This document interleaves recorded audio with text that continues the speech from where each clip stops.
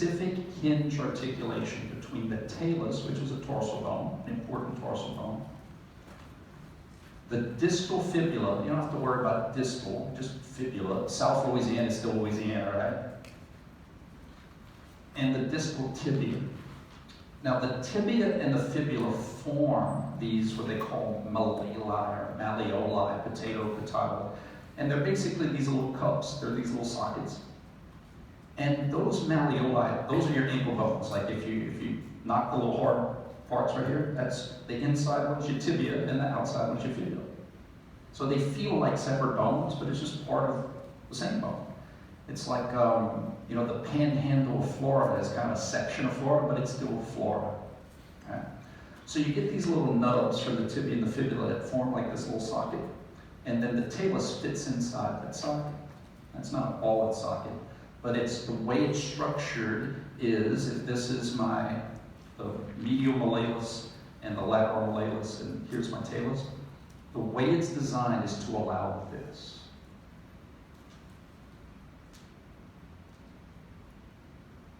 Not this, and not this. It's designed to do this. Okay? That is your ankle joint. Now, ankle is just a layman's term for it. The Latin term is talocrural joint. I'm trying to spell that 5 times real fast. But it's the ankle. The ankle joint. So the ankle joint is very specific. So in school, or if you watch sports enough, you'll hear someone that has a high ankle sprain, right? I've heard that before. There's nothing high about it. If it's a high ankle sprain, that's just an ankle sprain. And that is when you have a sprain of these two bones and they wedge out and they bow out. There's an interosseous membrane in there. And one of the reasons it takes so long to heal is because when you weight bear, you're constantly bowing out those bones. It's hard to fuse up and cement that when you're weight bearing and you're constantly pulling them apart. That's why it takes so long to heal up. Low ankle sprain isn't as bad because you're not literally spraining the true ankle. Okay? So the key thing with the ankle joint is it's where the talus, the tarsal, articulates with the tibia and the fibula. Talus, tib, fib. There's your ankle articulation. Those are the bones that come together to form the ankle joint. Remember, a joint itself is kind of an illusion. It's an articulation of specific segments. And then you kind of have these cool things that are designed to allow, you got what they call a joint capsule. It's basically like a water balloon that surrounds it, that fills it with liquid to make sure you get some viscosity in there, that brine wear away too much. And you have ligaments in there. Ligaments, what's cool about ligaments, guys? Your body doesn't have specific ligaments, like for you athletic trainers, like anterior talofibulin.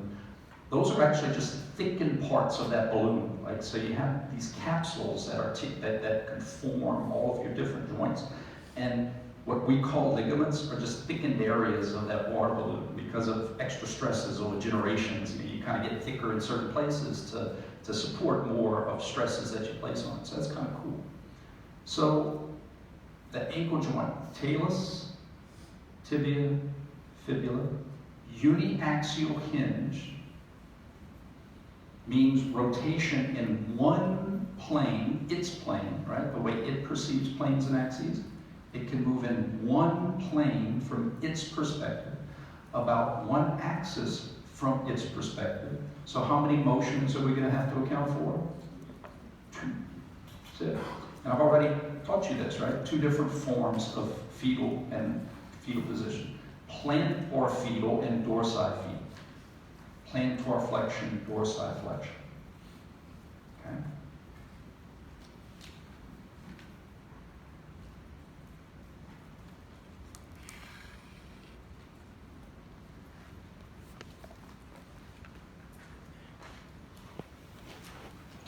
Now, what lives under the water? Submarines, under marine water, under the water. Under the talus Under the talus, we got this calcaneus skeleton doesn't really allow much motion.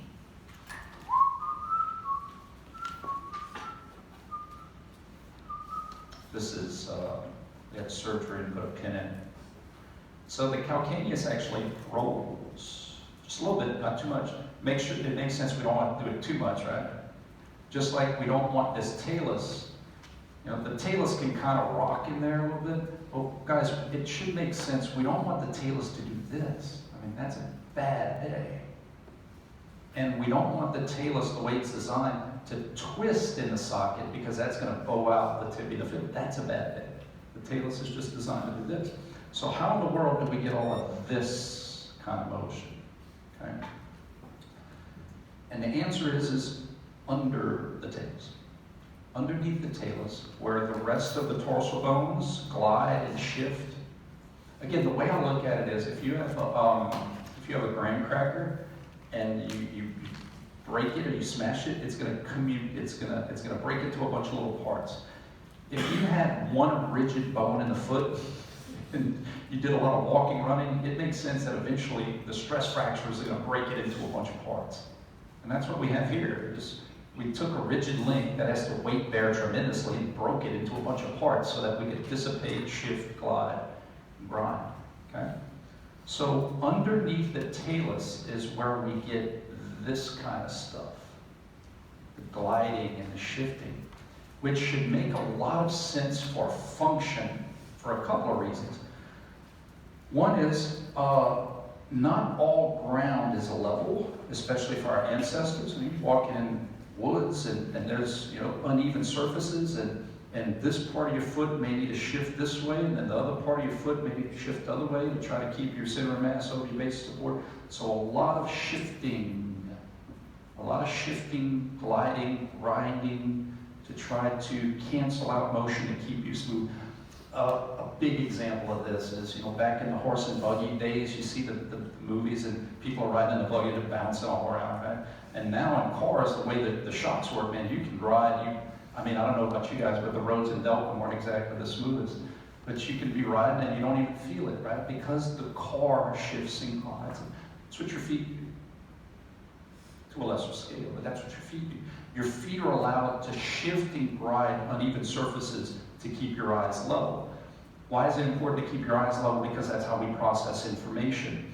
And if we're processing information on junkie, we can't get the stuff we need to defend ourselves or to move adequately. So keeping our eyes level is of high importance to human motion. And one of the ways we do that is with all of the shock absorbers we have in our foot. So the subtalar, what lives under the talus? The calcaneus. So specifically we're talking about how the calcaneus glides about the talus in mostly the frontal plane. Mostly, a little combination going on, but mostly the frontal. So the calcaneus can glide about the talus, and then you have these transverse tarsal bones. Navicular and cuboid and the cuneiforms and all the little rocky tarsal short bones that you have across, right? All those things can glide and shift, and some make motion. The sum total of a little bit, right? Not a lot, but you get a little bit here and a little bit there and a little bit here, then you get significant motion. In addition, your tarsal bones can kind of shift and glide. That was some slight movable, if you guys remember, from syndesmotic. So you got a lot of play here. It should make sense too that the further you go out, the further, like in other words, my big toe is further inside than my calcaneus. Why? Because of the shift concept. A little bit more, a little bit more, a little bit more, a little bit more, a little bit more. Does that make sense? Okay. Now, your subtalar and transverse tarsal joints commonly called the ankle. And again, I'm not teaching you this so that you can wag your finger at somebody and be like, that's not the ankle. It's that we need to know that those two motions are happening in two different places. And it gets confusing because just like the Etch-a-Sketch, where I can move the left knob and it goes up and down, I move the right knob and it goes, but when I move those things together, it makes little circles. It's hard to see exactly what's contributing to what. So when people are just doing this, it's like, whoa, that's some matrix stuff there.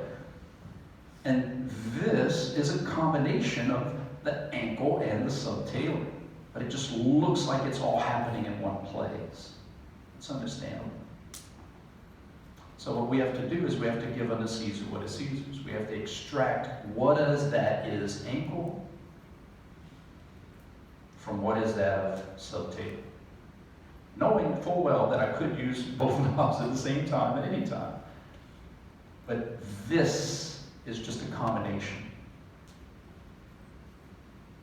Okay?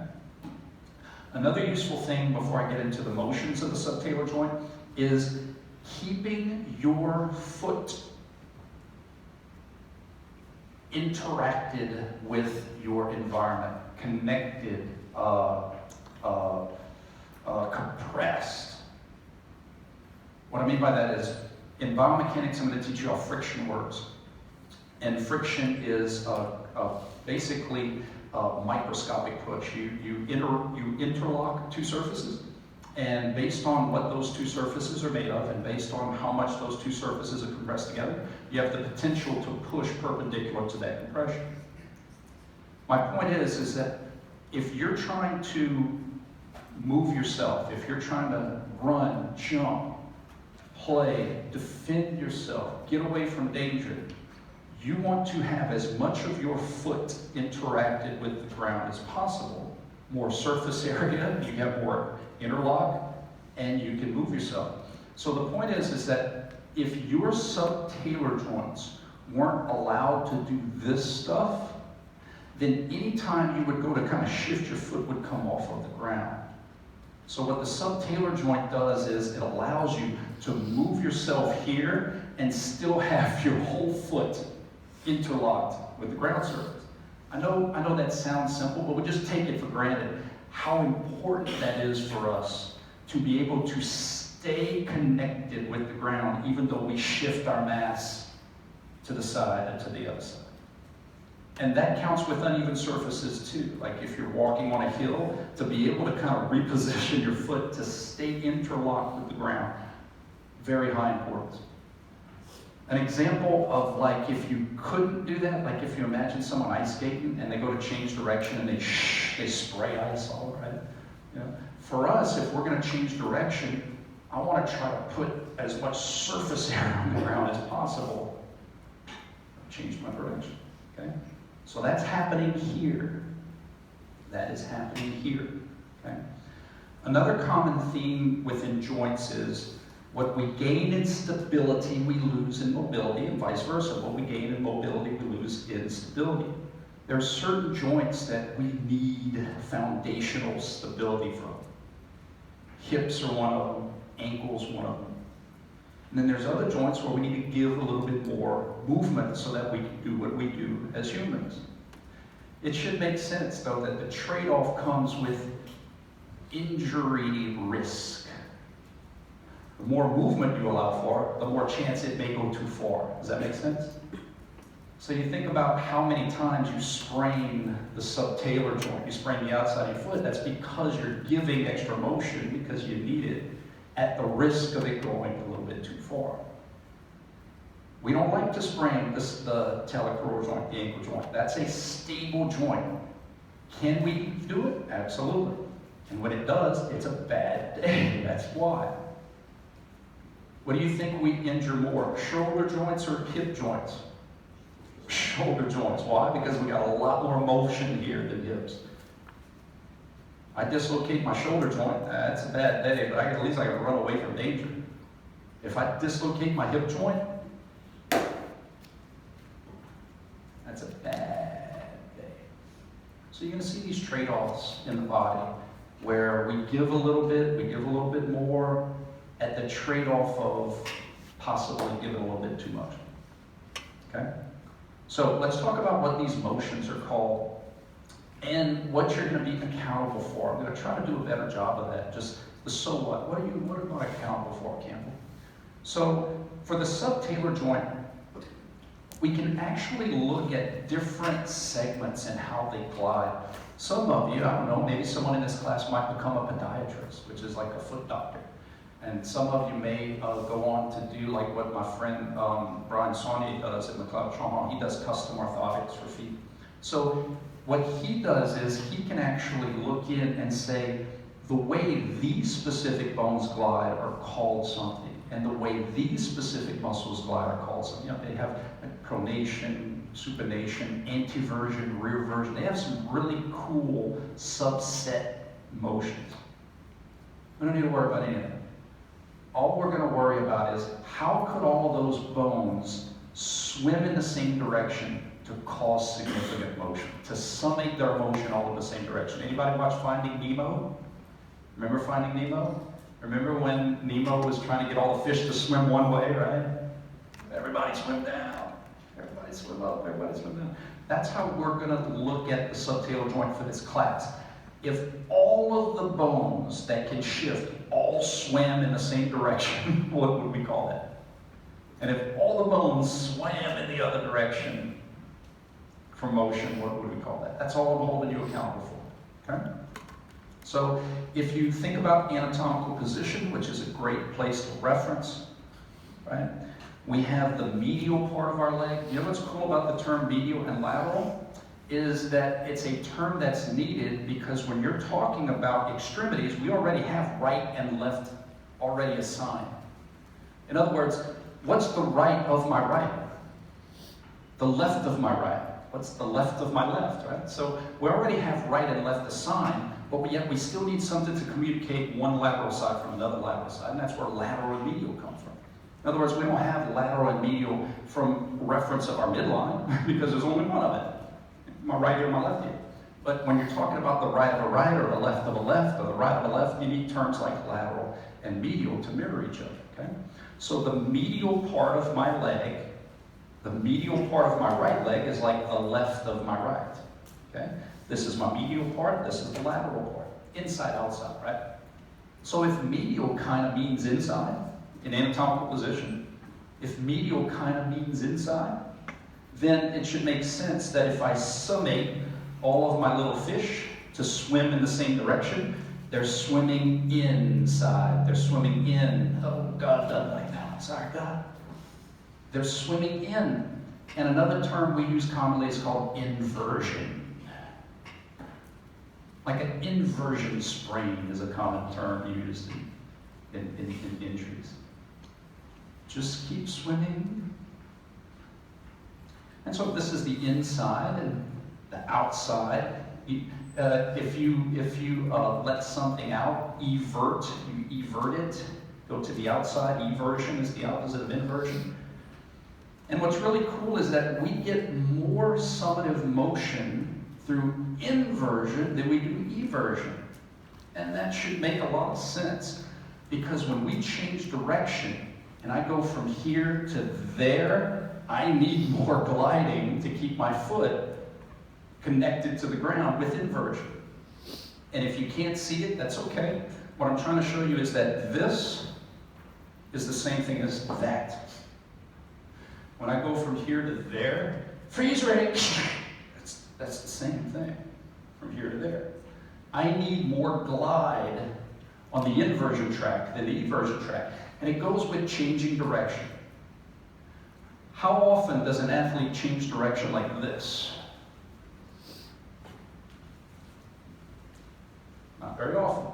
Outside leg, slow down one way, speed up the other way, make sure you stay connected so that the ground can move you. We don't really evert a lot in change of direction. And so if we don't need it, our body won't give it to us. And if we don't need it, our body is going to make it an anchor, a stabilizer. It's going to be in a position of strength is what I'm trying to say. And that's actually why your lateral malleolus on your fibula is a little bit further down, because when you start to glide things in an eversion way, this bone kind of helps to rock, to serve as we call it a hard endpoint. You have these big, strong inside ligaments called the deltoid ligament, thickened bands of that capsule that also help to prevent hypereversion, because you want a rigid link when you're balancing and you're stabilizing this way. When you're rolling in, that's a different story, because your body understands that you need to keep surface contact with the ground. And when you're going to shift and change direction, your body is going to allow you to glide in that direction of inversion so that you can get more motion while keeping your foot connected with the ground. Guys, that is the main reason we have these motions, is so that our feet can stay connected with the ground even though our body moves around. In the sagittal plane, it's no big deal because I can stay connected via dorsiflexion and plantar flexion. But in the frontal plane, it's a big deal. I stay connected with inversion and eversion. That's the biggest reason. We don't have inversion and eversion to play cool little toe games, or to summate motion like a whip toe. The main reason we have it is so that the bottom of our feet can stay interlocked with the ground while we move ourselves around. Okay? So,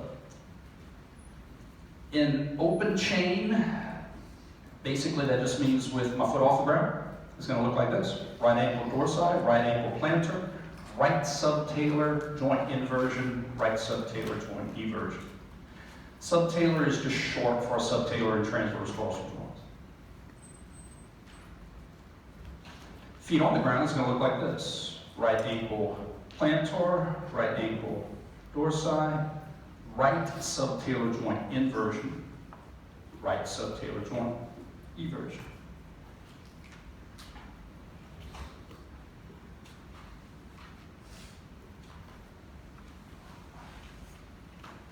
So, if you were going to do some note cards, flashcards, here's a couple ways that you could do it. You've seen my drawings. I'm not very good at it, okay? Boom, boom, boom, boom, boom, boom, boom, boom. If we're looking at motion that's mostly frontal, remember gliding joints don't have a true axis, meaning that there's not one point about which there's a bunch, it's multi-axial. It's a bunch of little ones. However, what we can say is that the majority of this motion is mostly frontal. Mostly frontal. In other words, it changes as you keep going, it kind of transitions. Less and less frontal, more and more sagittal, but mostly it's frontal. Wouldn't you agree that this looks more like this? Okay? So we don't want to look at the subtalar joint in the same dimension. We don't want to look at the subtalar joint from the side. We want to look at the subtalar joint from the front.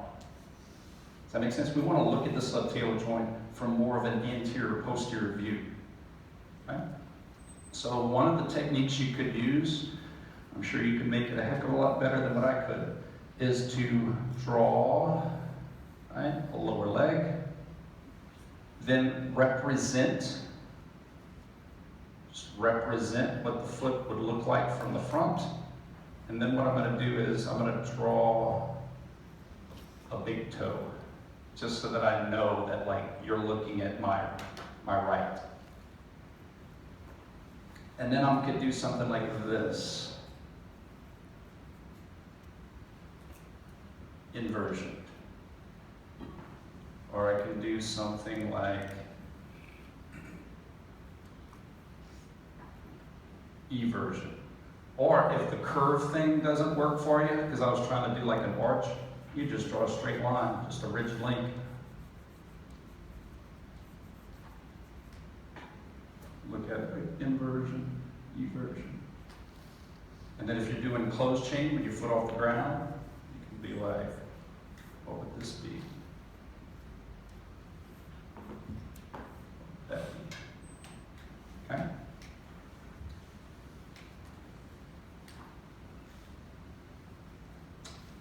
So, side joint motion. Right ankle plantar, right ankle dorsi. Left ankle plantar, left ankle dorsi. If I did this, that would be bilateral subtalar joint inversion. If I did this, bilateral subtalar joint eversion. There's no rule that says they both have to do the same thing. They're independently innervated, independently moved. So I could plantar flex my right at the same time dorsi flex my left. I could invert my left while evert my right. Now, here is a good example of an illusion. Globally referenced, again, we think this side, that side. Joint motions are locally referenced, right? So look how easy it might be for someone to mistakenly say, if I say, okay guys, I start here and I do this. Look how easy it might say, well, they did the same thing. You see how easy that would be to be like, well, look, they both went from looking at you guys to looking at you guys. But after listening to me babble, you're like, no.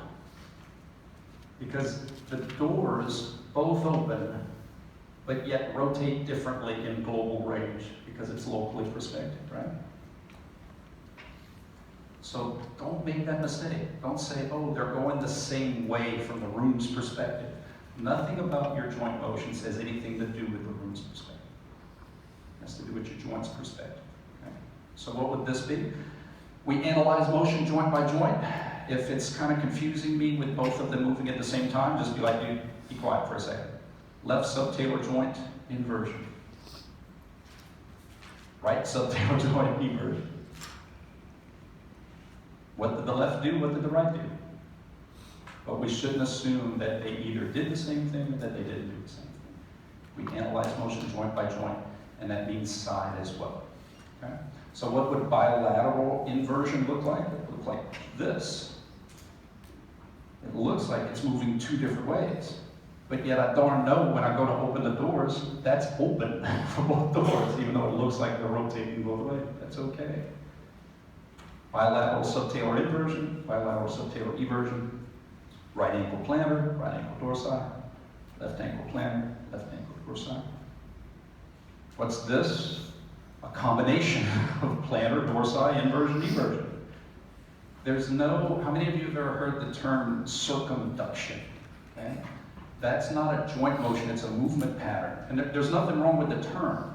But the point is that circumduction is a movement pattern that's made by moving all the different motions at the same time, turning multiple knobs is what I'm trying to say. So when I turn this knob at the same time as I turn that knob, I go down and in, then I bring it up and across, and then down. It's a movement pattern formed by those two independent knobs. Okay? It's not a separate motion, it's just a movement pattern. Okay? Any questions? Guys, the practice, and also clarify, if something isn't, I think there's actually a couple mistakes because a student did this as a senior honors project, and look, mistakes happen, man. I make mistakes all the time. So there are a couple pictures where, like, she meant to say right and put left, or meant to say left and put right. But you know what? That's such a great learning tool, because if you know it and you're studying it, you should be like, that doesn't seem right. That doesn't seem right. And that's when you ask in class, or you come early and say, did she mean left? And I'm like, yeah, good job. It's almost kind of like having notes with a few words left out for you to fill in. Okay? It should just make sense. Don't just blindly try to memorize it. Try to make it make sense. Okay? One more thing, I know I've told you this several times, analyzing motion is from the person who is moving's perspective, right? Now, you can put yourself in my position, and that way we can share the same view. But if I ask you to analyze this, that is not your left. This is my right, because I'm the one who's moving. Yes? Okay? So on the test, this is an easy miss, but on the test, if I do something like this, My intent isn't to trick you on left and right. I'm telling you not to confuse left and right. But if you answer right inversion and left eversion, you see what I'm saying? Left in, right E. Any questions?